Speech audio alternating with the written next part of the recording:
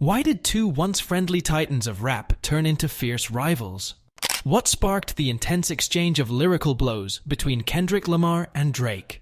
This clash, filled with hidden meanings and personal jabs, has captured the attention of the music world. Today, we're diving deep into the Kendrick versus Drake saga to uncover the roots and ramifications of their feud. Is it just about music, or is there more at play? Join us as we break down each track and explore the hidden details in their lyrics. If you're intrigued by the complexities of musical rivalries, don't forget to subscribe to the channel for more insightful analyses. Kendrick Lamar and Drake, once allies in the music world, now find themselves embroiled in a sharp and escalating rivalry. Their animosity, simmering for hours, weeks, and even years, has recently erupted. Both artists are unleashing powerful lyrics aimed squarely at each other, a stark contrast to their previous collaborations. The tension reignited with Drake and J. Cole's track, First Person Shooter. Here, J. Cole groups himself with Drake and Kendrick as the top trio in rap. However, Kendrick sharply disagreed in his verse on the song Like That by Metro Boomin and Future, declaring boldly, "It's just Big Me."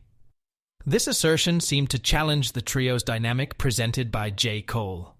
In response, J. Cole targeted Kendrick in a new song, openly criticizing him. Yet, just 2 days later during a concert, J. Cole expressed regret about his involvement in the feud. He told his audience that continuing the disagreement didn't resonate with his values, hinting at a possible step back from the conflict.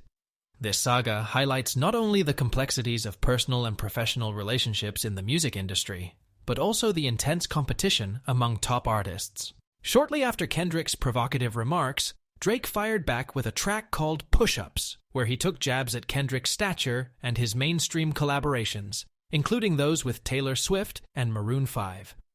Drake's lyrics also appeared to subtly critique other artists like Rick Ross and The Weeknd. In retaliation, Rick Ross released a diss track suggesting Drake had undergone various cosmetic enhancements, ranging from a nose job to abdominal surgery. Drake responded again with Tailor-Made Freestyle, featuring AI-generated imitations of Snoop Dogg and Tupac to taunt Kendrick.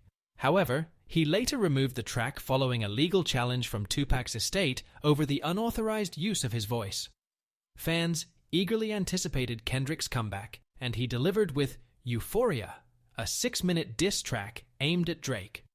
Kendrick not only critiques Drake's actions towards him, particularly questioning his role as a father, but also vents about various aspects he dislikes about Drake.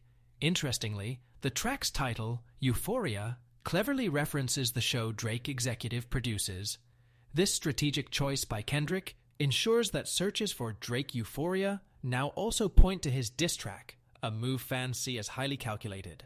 The day after Kendrick's Euphoria diss, Drake subtly hit back by sharing a scene from 10 Things I Hate About You on Instagram, where Kat lists her dislikes about Patrick, echoing Kendrick's approach. Kendrick escalated the exchange with another diss track titled 616 in LA on May 3rd. Alongside its release, he posted a photo featuring a glove with Rick Ross's Maybach Music Group logo, sparking debates on its symbolism, whether it hinted at O.J. Simpson or Michael Jackson. Fans also dissected the track's title, 616 in LA, linking it to various events including Canadian Father's Day, the release date of Euphoria, Tupac's birthday, and noting Drake's history of using specific times in song titles, suggesting multiple layers of meaning in Kendrick's choice. Fans speculate that Kendrick Lamar, through his lyrics, suggested Drake's team lacks loyalty. The track was notably co-produced and co-written by Jack Antonoff, a frequent collaborator of Taylor Swift and known for his band involvement.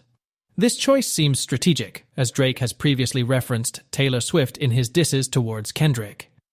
In his track Push-Ups, Drake quipped about needing witty verses for Maroon 5 and Swifties. Further, in Tailor-Made Freestyle, Drake hinted that Kendrick might delay his responses to avoid clashing with Swift's album release, playfully suggesting that Swift's schedule influences Kendrick's releases, saying, "But now we got to wait a week cause Taylor Swift is your new top, and if you about to drop, she got to approve this girl really about to make you act like you, not in a feud, she tailor-made your schedule with Aunt You out of the loop." In a move acknowledging Taylor Swift's influence, Drake humorously noted that he adjusted his album release schedule in response to hers, playfully calling her the biggest gangster in the music game. Subsequently, Kendrick released 616 in LA, prompting Drake to immediately respond with a diss track titled Family Matters.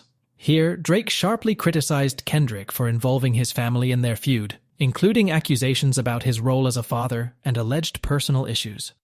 Drake's lyrics suggested that Kendrick's relationship with his fiancée, with whom he has 2 children and a generally private life, wasn't as perfect as perceived.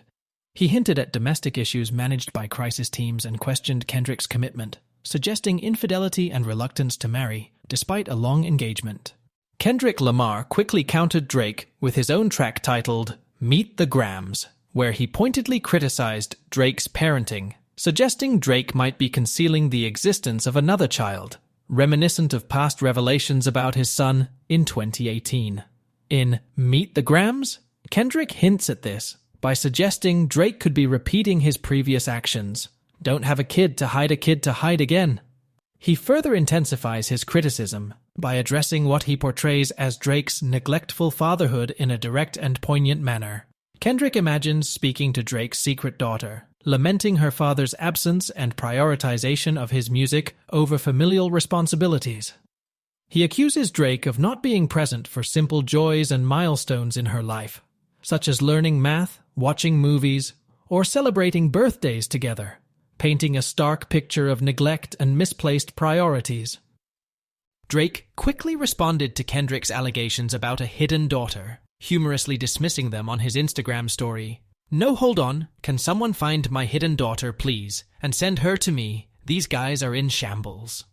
This sparked widespread speculation about the authenticity of the information Kendrick used. Some wondered if someone from Drake's camp might have deliberately misled Kendrick with false details to undermine his credibility. If Kendrick were mistaken about such a significant claim, it could lead people to doubt other assertions he's made in his tracks. This situation has fueled debates over whether this was a calculated move by Drake's team, or if Kendrick had indeed stumbled upon genuine information. People are clamoring for clarity about the intense feud between Kendrick Lamar and Drake, especially regarding the allegation that Drake has a hidden daughter, which Drake has openly denied.